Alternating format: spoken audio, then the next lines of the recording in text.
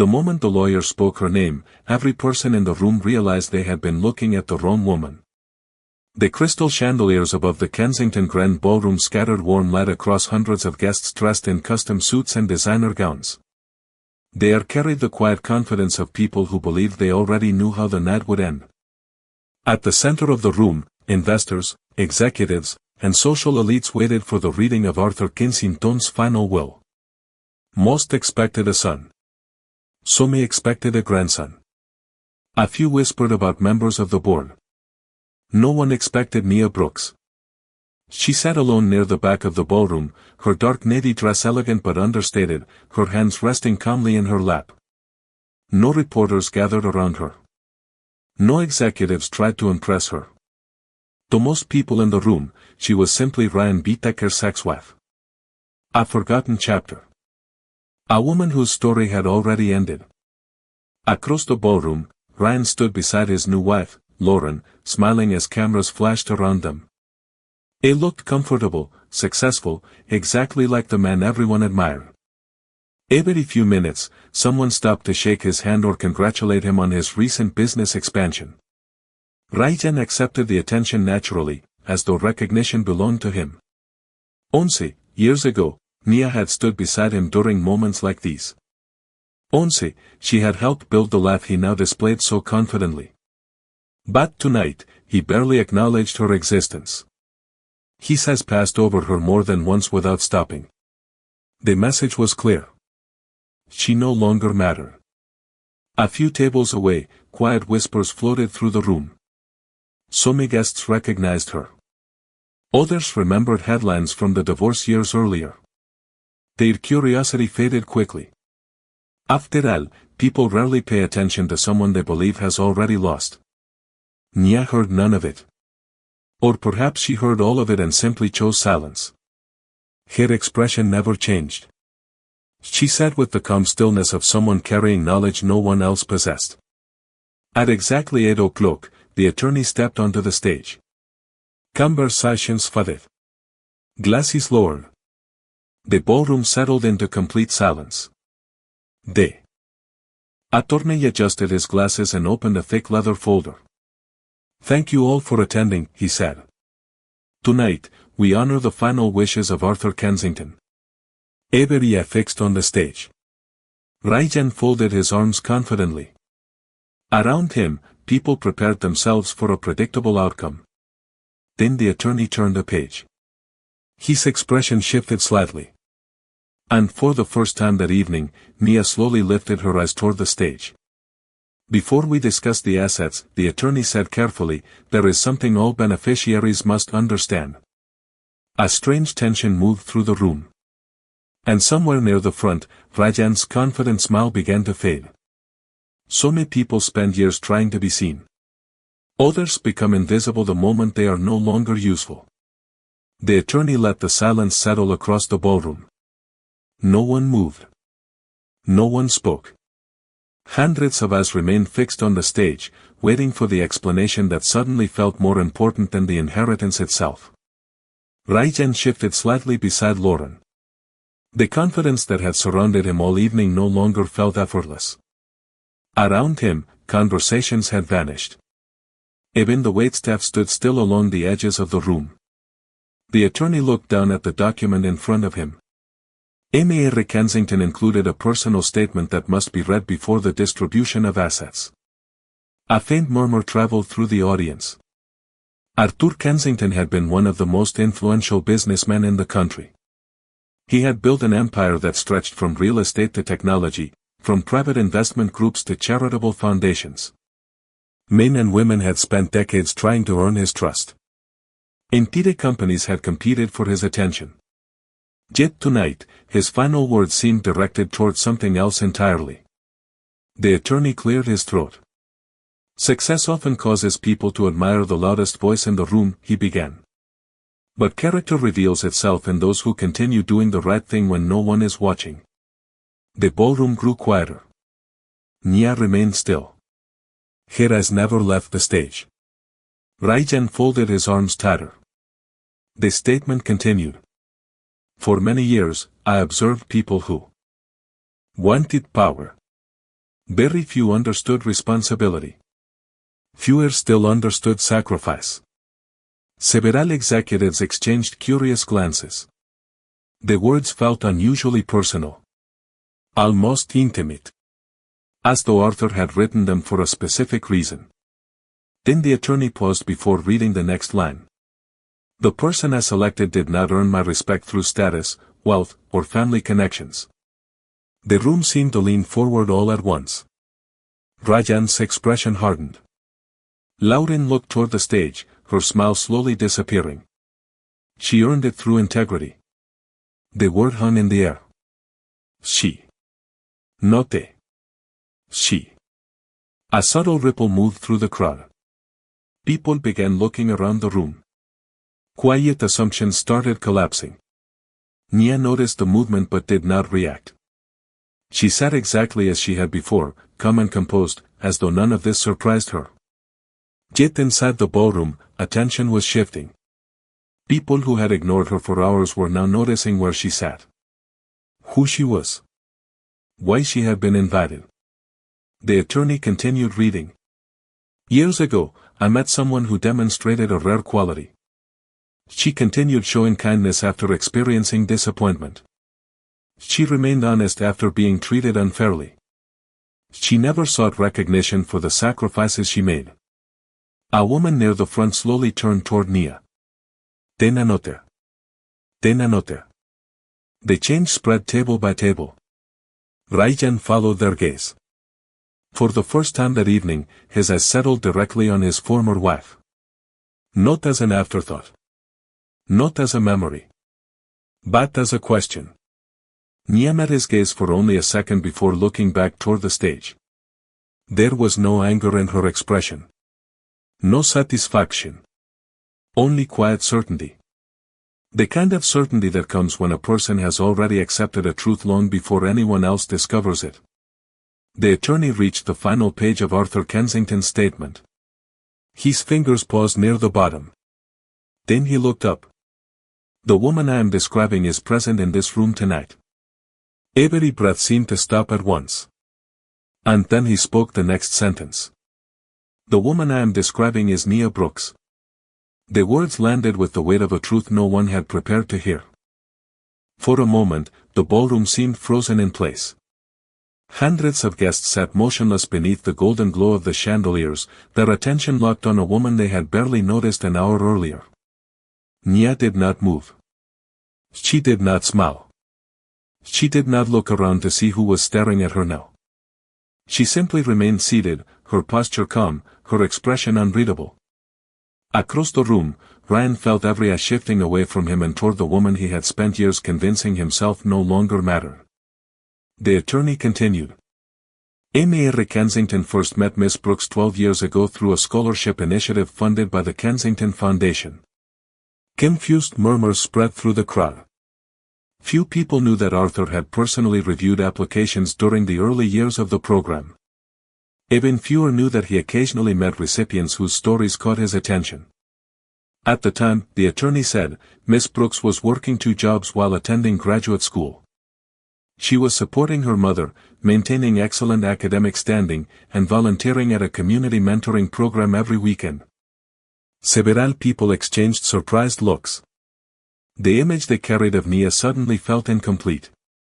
Heiress Kensington remained in contact with Miss Brooks over the years, the attorney continued. Not because she asked for favors. Not because she sought opportunities. But because her actions consistently reflected the values he believed were becoming increasingly rare. Rajan felt Lauren glance toward him. Neither of them spoke. The attorney turned another page. When Miss Brooks married, Heiress Kensington sent a private letter of congratulations. Rajan's jaw tightened. He had never known that. When she experienced personal hardships, he observed how she responded. Not with resentment. Not with public blame. But with dignity. The room grew even quieter. The attorney's voice remained steady. During the years following her divorce, Heiress Kensington continued receiving updates through foundation contacts and professional associates. Again and again, he observed the same pattern. Integrity without recognition. Character without reward. Service without applause. Nia lowered her eyes briefly. Not from embarrassment. More from remembrance. The memories belonged to years no one in the room had cared enough to ask about. Long mornings. Late nights. Difficult choices. Quiet sacrifices. Moments that never appeared in headlines. Mr. Kensington often said that wealth reveals character. It does not create it. The attorney paused. He believed Miss Brooks had already demonstrated the ability to handle responsibility long before she was ever entrusted with resources. Now the attention in the ballroom felt different. It was no longer curiosity. It was reassessment. People were no longer asking who Nia was. They were beginning to wonder how they had overlooked her for so long. Raijan looked across the room again. Distinct memories surfaced that he had spent years pushing aside. The nights she stayed awake helping him prepare presentations. The opportunities she declined so he could pursue his ambitions. The encouragement she offered when success seemed impossible. At the time, he had assumed those sacrifices would always be there. Like background music. Like something permanent. But standing in that ballroom now, surrounded by strangers suddenly discovering her value, he felt an unfamiliar sensation. Not jealousy. Not anger. Something far more uncomfortable. The realization that someone else had seen what he failed to appreciate. The attorney reached for the final section of Arthur Kensington's statement and looked directly toward Nia. What happened next, he said, is the reason Mr. Kensington made the decision that changed everything. The decisions that change a life are rarely made in a single moment. Most of the time, they are built quietly over years while no one is paying attention. The attorney lowered his eyes to the document and continued reading Arthur Kensington's words. 5 years ago, I faced a situation that confirmed everything I believed about Miss Brooks. The guests listened carefully now. No one was checking their phones. No one was whispering. The room that had once ignored Nia was hanging on every sentence connected to her name. At the time, the statement continued, one of the Kensington Foundation's regional programs experienced a funding crisis following an economic downturn. Several community centers faced closure. Hundreds of students were at risk of losing educational support. Nia remembered those months immediately. The long meetings. The uncertainty. The families worried about their children. She had not thought about it in years. Many people offered suggestions, the attorney read. Most were focused on protecting reputations, reducing costs, or delaying responsibility. A few executives shifted uncomfortably in their seats. Arthur Kensington had never been known for soft observations. Miss Brooks offered something different. She offered her time. The attorney paused. Without compensation. Without publicity. Without expectation. A wave of silence spread through the ballroom. For 8 months, she coordinated volunteers, organized fundraising events, secured local partnerships, and personally mentored students whose programs would otherwise have disappeared. Raijan stared toward the stage. He remembered that period. He remembered Nia leaving early and returning home late. He remembered seeing spreadsheets on the kitchen table and hearing her speak about community projects. At the time, he had dismissed it as volunteer work. Something admirable but insignificant. Looking back now, he realized he had never asked why it mattered so much to her. The attorney continued. When foundation representatives attempted to publicly recognize her contribution, she declined. Several people looked surprised. In a room filled with individuals who measured success through visibility, that decision felt almost impossible to understand. When offered leadership opportunities connected to the initiative, she recommended others instead. The attorney turned another page. When asked why she continued despite the workload, her response was simple. She said that helping people should not depend on whether anyone is watching. The sentence settled over the room like a quiet challenge. Nia lowered her gaze briefly. She remembered saying it. She had not expected anyone to remember. Last of all Arthur Kensington. That answer remained with me, the statement continued. Because it revealed a quality I could not teach and could not purchase. Character. Raijan felt something tightening inside his chest. Around him, guests were no longer looking at Nia with curiosity. They were looking at her with respect. The difference was impossible to miss. For years, he had measured success through contracts, recognition, and public achievements. Yet the man whose empire everyone coveted had apparently been measuring something else entirely. The attorney looked up again. Arthur Kensington wrote one final observation regarding Miss Brooks. Iberia remained fixed on the stage. He wrote that many people impress the world when life is easy. But the people worth trusting are the ones who remain kind after disappointment, responsible after hardship, and generous after loss. The ballroom fell completely silent. Then the attorney drew a slow breath and opened the final section of the will. And because of what happened during the final year of his life, he said carefully, Heiress Kensington reached a decision that surprised even his closest advisors. The most important test of a person's character happens when there is nothing left to gain. The attorney looked across the ballroom before continuing.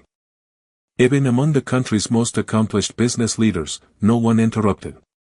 The room had become completely absorbed in a story they never expected to hear. During the final year of Arthur Kensington's life, he read, his health began limiting his ability to travel and oversee several foundation initiatives personally. A respectful silence settled over the guests. Arthur had always protected his privacy. Few people knew the details of his final years. As his schedule became more restricted, several individuals offered assistance, the attorney continued. Many sought access. Some sought influence. Others sought future opportunities. The meaning behind the words was impossible to miss. Arthur Kensington had spent decades surrounded by people who wanted something from him. The attorney turned another page. Miss Brooks was different. Nia remained motionless. She already knew where the story was going. Yet hearing Arthur's words, spoken aloud, carried a weight she had not anticipated. When she visited, she never discussed investments. She never requested introductions. She never asked for favors. A few executives lowered their eyes. The contrast was becoming increasingly clear. Instead, she spoke about the foundation students, community projects, and families who needed support.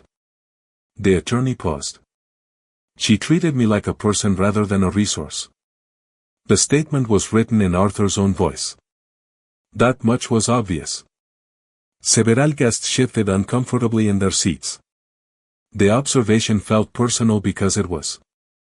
One afternoon, the attorney continued, I asked her why she continued volunteering so many hours despite receiving little recognition. Her answer stayed with me. The room waited.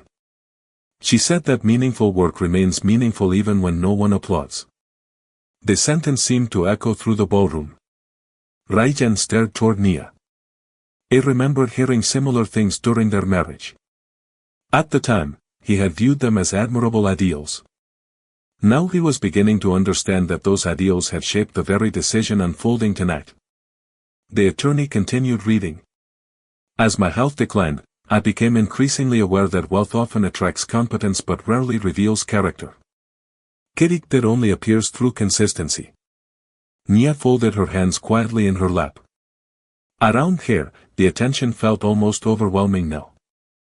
Yet she remained exactly the same woman she had been before anyone knew the contents of the will. For 12 years, Miss Brooks remained consistent. The attorney looked down at the page. The same integrity. The same generosity. The same sense of responsibility. Whether she was speaking to executives, students, volunteers, or strangers. A woman seated near the front slowly shook her head in disbelief. Not because the story sounded impossible.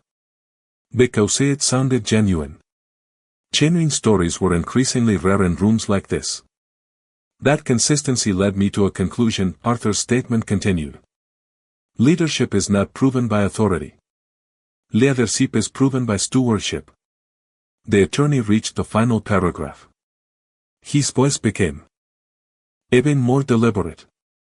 When the time came to determine who should protect the future of everything I built, I did not choose the person with the strongest resume. I did not choose the person with the loudest ambition. I chose the person whose values remained unchanged regardless of circumstance. The silence that followed felt almost physical. Raijan glanced around the room. I could see the realization spreading from face to face. People were beginning to understand where this was heading. The inheritance was no longer being framed as a reward. It was being framed as a responsibility. The attorney carefully closed the personal statement and placed it aside. Then he opened a second document. The official will. The document everyone had originally come to hear. He adjusted his glasses once more and looked across the ballroom. Arthur Kensington's statement is now complete, he said. What follows is the formal distribution of his estate. A ripple of tension moved through the audience. Every guest leaned forward. Every expectation, assumption, and prediction suddenly hung in the balance. Then the attorney lowered his eyes to the first line of the will and began to read. There are moments when an entire room realizes it has been betting on the wrong outcome. The attorney opened the will and adjusted the document carefully beneath the stage lights. The rustle of paper sounded louder than it should have in the silence. No one wanted to miss a single word. As outlined in this document, he began, specific charitable commitments, foundation obligations, and long-term educational initiatives will continue operating under their existing structures. Several guests nodded. This was expected. Arthur Kensington had spent decades supporting causes that mattered deeply to him. The attorney continued through a series of distributions connected to charities, research programs, and endowments. Millions of dollars were allocated with precise instructions. Yet everyone in the room knew those announcements were not the reason they were there. The real question remained unanswered. Who would inherit control of the empire itself? The attorney reached another section of the will. The atmosphere shifted immediately. The following provisions concern ownership interests within Kensington Holdings. A faint tension moved through the ballroom. Executives straightened in their chairs. Investors exchanged quick glances. Raijan focused completely on the stage. This was the portion everyone had anticipated from the beginning.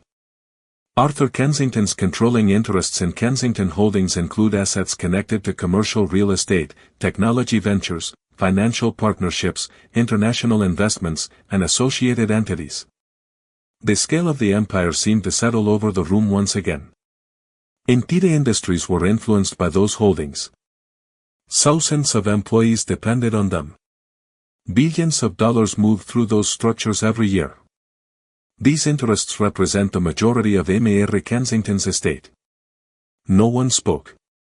The attorney slowly turned another page. After extensive consideration, consultation, and personal review, Arthur Kensington designated a single successor responsible for stewardship of these assets. The word single successor echoed through the ballroom. Raijan felt Lauren glance toward him. Around them, people silently calculated possibilities. Board members. Relatives. Senior executives. Long trusted advisors. Every prediction seemed reasonable. Every prediction felt possible. Except one. Nia sat quietly near the back, her hands folded calmly. She looked no different from when the evening began. Yet the distance between her and everyone else seemed to be shrinking with every sentence. Mr. Kensington specifically instructed that ownership not be divided among multiple parties. The attorney paused. He believed unified stewardship was essential for long-term stability. A murmur swept briefly through the audience before fading. This decision alone would surprise financial analysts for years. The attorney continued. His instructions were explicit. His intentions were unambiguous. His decision was final. Raijan felt his heartbeat quicken. Not because he expected to inherit anything. but because something about the direction of the will no longer aligned with every assumption in the room. The attorney lowered his eyes to the final paragraph on the page. For the first time all evening, even he seemed aware of the weight of the moment approaching. Across the ballroom, faces remained frozen in anticipation. Some guests leaned forward. Others gripped the arms of their chairs. No one looked away. In accordance with the provisions contained herein, the attorney said slowly, all controlling ownership interests, voting authority, executive stewardship rights, and associated responsibilities shall transfer upon execution of this will to the following individual. The silence became absolute. Raijan stared at the stage. Lauren stopped breathing for a moment. Several executives exchanged nervous glances. And near the back of the room, Nia lifted her eyes toward the attorney as he prepared to speak the name that would permanently change every relationship, every assumption, and every future connected to Arthur Kensington's empire. The truth does not become powerful when it is spoken. It becomes powerful when no one can deny it anymore. The attorney looked down at the final line before lifting his eyes toward the audience. Every person in the ballroom seemed suspended between expectation and disbelief. Years of assumptions were about to collide with reality. The designated successor, he said carefully, is Nia Brooks. No one moved. For a brief moment, the room appeared unable to process what had just happened. The words were clear. Simple. Unmistakable. Yet they felt impossible to many of the people hearing them. Then the silence broke. A quiet gasp emerged from somewhere near the front. Another followed from a different table. Several executives exchanged stunned looks. Others immediately turned toward Nia as if seeing her for the first time. Raijan felt the world around him shift in a way he had never experienced before. The name echoed inside his mind. Nia Brooks. Not a board member. Not a relative. Not a celebrated executive. Nia. The woman he had spent years treating as part of his past. The woman standing at the center of the most important decision Arthur Kensington had ever made. Lauren stared at the stage in disbelief. Did he just say Nia? She whispered. Raijan did not. Answer. It could not. The attorney continued reading. Effective immediately upon execution of this will, Miss Brooks shall receive controlling ownership interests, executive stewardship authority, voting rights, and all associated responsibilities connected to Kensington Holdings. A wave of astonishment swept through the ballroom. This was not a symbolic gift. It was not a charitable recognition. It was control. Real authority. Real responsibility. Real power. The kind that shaped industries and influenced economies. Yet Nia's expression remained unchanged. She did not celebrate. She did not react. She simply listened. The attorney turned another page. Mr. Kensington specifically instructed that no challenge, objection, or alternative recommendation be considered regarding this appointment. That sentence landed heavily among the executives. Arthur had anticipated resistance. He had anticipated questions. And he had answered them before anyone could ask. Several members of the audience slowly shook their heads in amazement. Others appeared thoughtful. The more they remembered Arthur's statement, the more the decision seemed to fit his values. Raijan stared at Nia. Memory after memory surfaced. Conversations he had ignored. Acts of kindness he had taken for granted. Sacrifices he had dismissed as ordinary. For years, he had measured her value through the lens of his own ambitions. Arthur Kensington had measured her through character. And tonight, the difference between those two perspectives had become impossible to ignore. The attorney continued. In addition to ownership interests, Miss Brooks shall assume oversight responsibilities for all Kensington Foundation initiatives. A few guests nodded quietly. That part made perfect sense now. Arthur had not chosen someone to inherit money. He had chosen someone to continue a mission. Nia finally rose slowly from her chair. The movement immediately captured every eye in the room. Yet even now, there was no dramatic reaction. No triumphant smile. No attempt to enjoy the attention. She stood with the same calm dignity she had carried throughout the evening. The attention around her had changed completely. Earlier, people had looked past her. Now they looked toward her. Earlier, she had been invisible. Now she was the center of the room. And still, she remained exactly the same person. Then the attorney glanced toward her and said, "There is one final instruction from Arthur Kensington that Miss Brooks must hear before this evening concludes. The greatest surprises are not created by sudden change. They are created when years of hidden truth finally become visible." Nia remained standing as the attorney unfolded a final handwritten letter that Arthur Kensington had left specifically for her. The ballroom was completely silent. Even the shock surrounding the inheritance seemed secondary now. People wanted to understand why. Why her? Why this woman? Why someone who had arrived alone and unnoticed had become the most important person in the room? The attorney began reading. "Nia, if you are hearing this, then the responsibility I spent years considering now belongs to you." His voice softened slightly. The words felt personal. Direct. "Woman. Many people will assume I chose you because of kindness. Others will assume I chose you because of loyalty. They will be wrong." The audience listened carefully. "I chose you because you never confused position with purpose." Nia lowered her eyes briefly. The sentence carried memories of conversations that no one else in the room had ever heard. Long discussions about leadership, responsibility, service. Principles that rarely appeared in financial reports but often determined the future of organizations. Over the years, I watched successful people become dependent on recognition. I watched talented people become distracted by status. I watched intelligent people mistake influence for wisdom. The room remained still. You were different. Rajan felt every sentence landing harder than the one before. Because each word highlighted something he had failed to recognize. Arthur had spent years observing Nia carefully. Not during her victories. During ordinary moments. During difficult moments. During moments that revealed who she truly was. You continued showing up for people who could do nothing for your career. You remained consistent. When there was no reward for consistency. You carried responsibility long before anyone offered authority. Several guests slowly nodded. The inheritance suddenly felt less surprising than it had moments earlier. The logic behind the decision was becoming impossible to ignore. Many people spend their lives pursuing importance, Arthur's letter continued. You spent yours creating impact.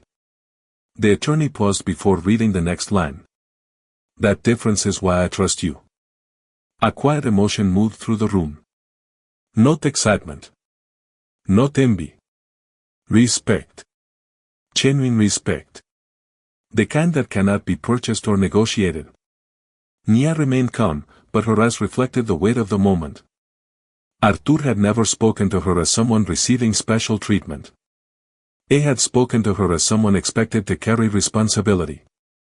Even now, his final message remained focused on stewardship rather than wealth. The assets are significant, the letter continued.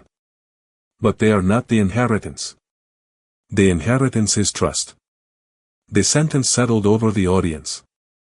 For years, everyone had viewed Arthur Kensington's empire as a collection of businesses, investments, and properties. Yet his final words suggested something far deeper. Protect the people behind the numbers. Protect the mission behind the success. Protect the future behind the present. The attorney carefully reached the final paragraph. And remember something important. The world may change the way it sees you after tonight. Do not allow that to change the way you see yourself. Several people lowered their eyes. The wisdom felt universal. Timeless. The attorney folded the letter closed. Then he looked toward Nia. That concludes Arthur Kensington's final instructions. For a moment, no one spoke. No one moved. The inheritance had been revealed. The reasons had been explained. The future had been decided. Yet across the ballroom, Ryan could not stop staring at the woman he once believed he understood. Because the truth confronting him now was not that Nia had changed. The truth was that she had always been this person. And he had simply failed to see it. Some victories are announced with applause. The most meaningful ones are even in silence. The ballroom remained still long after the attorney finished reading Arthur Kensington's final letter.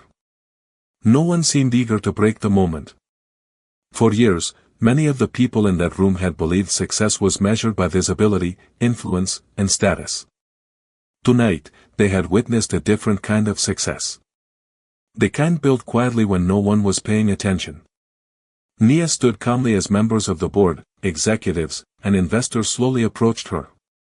The same people who had overlooked her hours earlier now offered congratulations and introductions. Yet nothing about her demeanor changed. She thanked each person politely. She listened carefully. She spoke with the same grace she had shown before the inheritance, before the attention, before the world had decided she mattered. Across the ballroom, Ryan remained where he was. For the first time in years, he felt uncertain about what to say. The confidence that had carried him through the evening was gone. Not because Nia had embarrassed him. Not because she had sought revenge. But because she had done nothing at all. She had simply remained herself while the truth revealed what everyone else had failed to see. Eventually, their eyes met across the room. For a brief moment, the noise around them seemed to fade. Ryan took a step forward. Then another. Nia watched him approach without hostility and without expectation. "Congratulations," he said quietly when he reached her. The words sounded sincere. Nia smiled gently. "Thank you." There was no bitterness in her voice. No triumph. No desire to revisit old wounds. The past no longer needed defending. It no longer needed explaining. Ryan lowered his eyes for a moment. He seemed ready to say something more. Perhaps an apology. Perhaps a regret. Perhaps a question he should have asked years ago, but some opportunities belong to a season of life that has already passed. Nia simply nodded respectfully and turned toward the exit. The crowd naturally parted as she walked forward. Not because of fear. Not because of power. Because of respect. Outside, the city lights stretched across the evening sky. The air felt cooler than before. Cleaner. Somehow. Nia paused for a moment near the entrance and looked back through the glass doors. Inside stood people who now saw her differently. Yet Arthur's final words remained the ones that mattered most. Do not allow the world changing its view of you to change the way you view yourself. A small smile touched her face. Then she continued forward. Not as someone who had become valuable that night. Not as someone transformed by wealth. But as the same woman she had always been. The only difference was that the rest of the world had finally caught up to the truth. And as the doors closed behind her, one lesson remained. She did not win because she inherited an empire. She won because she never lost herself.